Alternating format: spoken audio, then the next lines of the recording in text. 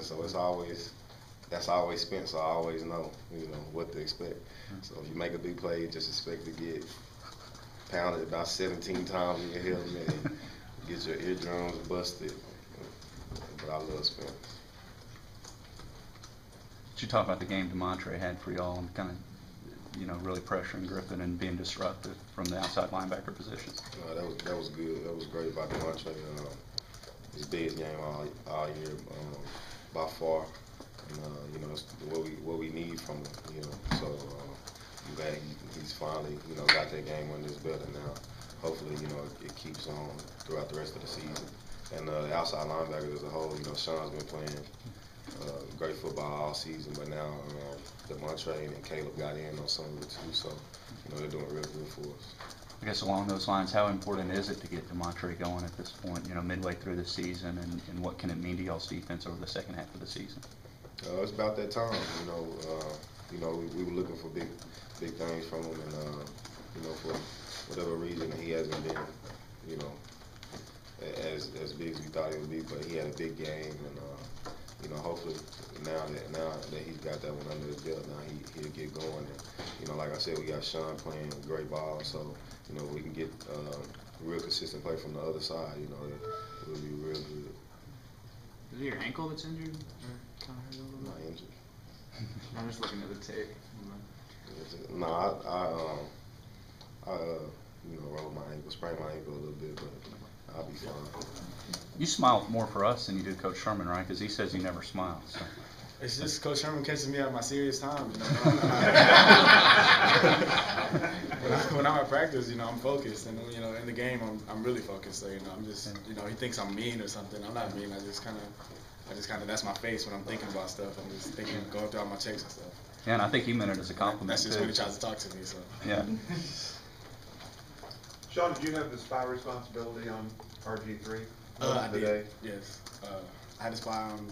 Anytime we got into like second and long, third and long, I spied him. So that was a good part of our game plan. He didn't run around too much whenever we were in that defense. What was that experience like for you? In terms of spying? And this is the second year in a row, is that right? It was just like last year. He's a really good athlete. It's kind of hard to chase him around. I was a little tired chasing him around all game, but it was good. It worked out well. I think it worked out the same. With Vaughn in town, I know you guys spent a long time together. What are you kind of picking his brain about? I was just asking him how it was, how the NFL is, the experience, how practice is it hard, how, just life in the NFL, life being a professional athlete, not having to go to school and, deal with all the rest of the stuff. Just asking him, how life was, how he's doing. And what were his answers? He said the NFL is, it's a lot more relaxed. He said you just got to get up every morning at 7 o'clock in the morning, go to work, and, you have to go to class every day, just how, you have to go to class for what you're doing rather than go to school class. So, he says the same thing. He said it's hard, practice isn't as hard as normal, but the games are a lot harder, a lot faster. So. How big was the game DeMontre had for y'all on the other side? It was great. I'm extremely proud of DeMontre. I'm one of his biggest fans. I think I just told him that I love it. That's exactly what I need to see out of him. I think that's what our team needs to see out of him. He's a great player, I think, in my eyes, and I think that he'll have a great season coming from here out. I think he just kind of had to get his confidence back and get back in the swing of things. So, now that he has that 2-sack game, I think that the sky's the limit for him. And I imagine that helps your. Out of him mentally. You sense a lot of maturity out of him, not only on the field but off the field. He's working on it. He's growing up. He's at growing pains just like anybody else. But I think that right now in the season, he's getting really, really focused on school and on his playbook and on scouting other teams. So I think he's getting everything back the way it's supposed to be. I think he's making a lot of progress. And when he plays like that, I imagine it really helps out what you do on your side as well, right? Yeah. With DeMontre playing well? Yeah. Yeah, it does. I mean, anytime DeMontre and Caleb play good, I play good. We take pressure off each other. So, if I'm playing really good, then they might be double teaming me and leaving DeMontre one-on-one with the tackle. If he's playing really good, then they might start chipping him and just leaving me by myself with the tackle. So, especially in the pass rush, that makes things a lot easier on both of us. Is it fair to expect a sack from you again? Is that a fair goal, realistic goal? I don't know. I don't really count my sacks as much as everybody else does, but I try to just, every time I pass rush, I try to get a sack. So, if I pass rush once a game, I guess it's fair to expect a sack every game. I just, I want to do really good for my team. I want to get a lot of pressure on the quarterback this season. I think that's been a problem for us. So, You don't go gunning for Bond's numbers or anything? Am I? You don't go gunning for Bond's sack numbers? No. Vaughn, I don't try to, outdo Vaughn in anything. I think that, he's a really great player, and I look up to him. I'm not trying to go for his numbers or beat him in anything. Was DeMontre a one-step forward, zero-step back guy on Saturday? I don't know about 0 steps back, but he had about 3 or 4 steps forward. Right. So really was focused, was very assignment sound. I think he would have had 3 sacks if we didn't jump off sides a couple times.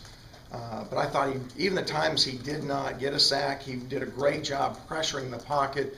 And I thought probably for the first time this year, his presence was felt by the opponent more so than any other game. So. And just how important is that for y'all's defense in the second half of the season? It's huge. I mean, he's got to be a playmaker coming off an edge for us, and I think he showed what he can do. Because I was impressed with Baylor's tackles. I thought they had a really good offensive line, and when you've got a guy like Griffin who can really stress you, sometimes guys are cautious when they rush, but he didn't. He did what we asked him to do and really turned a corner and had some big plays for us. Yeah, y'all didn't manufacture the rush as much this time.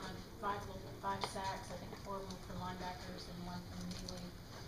I mean, is that better? Not tough to manufacture. Yeah, ideally, if you can get 4-man rushes and get sacks out of that, I'd love to be able to do that. We knew a few of those sacks were off of our spy stuff that we were doing. We try to change looks all the time and change tempos on a quarterback, where at times, we brought everybody up and we bring everybody, we played 0-man, and other times we rush 3. So it just depends on the time of the game and what we need to kind of just throw them off balance a little bit so that they don't get in the comfort zone. On vernacular speaking, when we talk blitz and you rush 3 plus a linebacker, is that a blitz in your... I don't consider that a blitz. To us, our base is we're rushing 4. Okay. It's going to be one of the outside linebackers or one of the inside linebackers, and that's a 4-man rush for us is a normal pressure. When we go 5 or 6 or more, then those are, in my terminology, those are blitzes for us. How much did y'all blitz against Baylor as opposed to maybe Tech or Arkansas? We were probably 30% less than what we had been the last couple of weeks. And again, part of that, you judge it based on their personnel, how we match up receiver-wise. We thought they had really, really good speed. And when you're bringing extra guys against a guy like Griffin, if you don't keep him in the pocket, he can create some problems and get the ball down the field. So, it just all depends on game plan and who your personnel is you're playing against. How huge was it that you guys were able to close? I mean, the final 18-50, the Aggies led 21-0. Well, I was really pleased. Obviously we've had issues in the second half, and for our guys to, I really liked the look in their eye that as the game went on, we got more confidence. I think part of that was due to we were getting pressure on Griffin. Like I said, even when we didn't sack him, we were hitting him. Our game plan was to get bodies on him and try to affect him that way. Because when he's fresh and he's in the pocket or running around and you're not hitting him, he's really, really dangerous. And I thought, we were able to frustrate him a little bit because of the hits we were getting on him. You talk about the confidence going up as the game went along, but Baylor was still able to hit some huge plays. Is it tough sometimes to keep the confidence up in the secondary and enable them to have a big end of the game like they did? Yeah, I mean, it's a good question. Like the first long touchdown, our best corner is Corey Judy, and did not play good technique on it, and he had one-on-one with them, and they make a heck of a throw, and it's right on the money. His confidence was shaken a little bit, but talking to Coriel, he bounced back and played well and played press again. The other 2 big passes, they were just the busted coverages. One was with one of our veteran players, and one was with one of our first-year players. And we've got to do a better job of coaching them on exactly where they need to be, and they can't use disguise, they can't guess, they have to do it precisely as we want them to do it, and that's on coaching. Talk about Spencer Neely, and was that one of his best performances in an A&M uniform? Since I've been here anyways, really liked Spencer's energy. He was extremely productive. He's a guy that our guys rally around. He has fun playing, and when he's productive like that, it really gives a spark to our defense.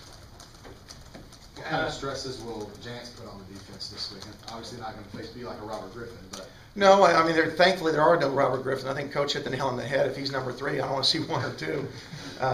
But he's a guy who's athletic. They're going to be doing a very similar scheme as far as their read zone, and the quarterback pulls it, and he can make throws, on the move. So he's another guy who's going to stress you as a defense. He's not just a pocket guy, and so he puts additional stresses on you that way.